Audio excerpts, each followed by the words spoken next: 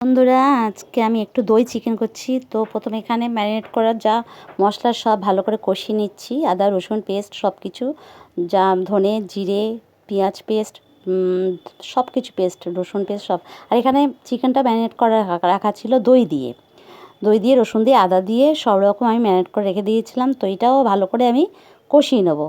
তো একটু সাথে টমেটো দিয়েছিলাম। তো দই দিলে অনেকে টমেটো দেয় না, তো আমি একটুখানি অল্প দিয়েছিলাম, তার জন্য একটু টকটকও লেগেছিলো অবশ্য।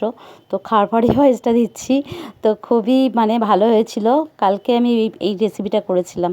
তো এখানে গোটা একটা ভাবছিলাম রসুন দেবো, তারপর ভাবলাম না, যদি কোনো নোংরা থাকে তো আমি একটু কয়েকটা এমনি দানা দিয়ে দিয়েছি। তো এটা কিন্তু খেতে খুবই ভালো হয়েছিল। তো খাওয়ার পরেই আমি ভয়েসটা দিচ্ছি। তো এইরকম ম্যারিনেট করে দই দিয়ে চিকেন খেয়ে অনেকে দই কাতলা খাও, অনেকে অনেক কিছু খাও, মানে দই দিয়ে, যেগুলো দই দিয়ে প্রিপারেশন করা হয়, কিন্তু চিকেনটা দিয়ে কিন্তু খুবই ভালো লেগেছিলো, খুবই টেস্টি হয়েছিল আর অনেক সুন্দর লেগেছিলো খেতে। তো খাওয়ার পরে ভয়েসটা দিচ্ছি আর খাওয়ার পরে কিন্তু ভিডিওটা ছাড়ছি, যেহেতু এটা আমি কিন্তু কালকে রেসিপিটা করেছিলাম। তো এখন মতো রাখলাম। তো টাটা, সবাই সুস্থ থেকো, ভালো থেকো।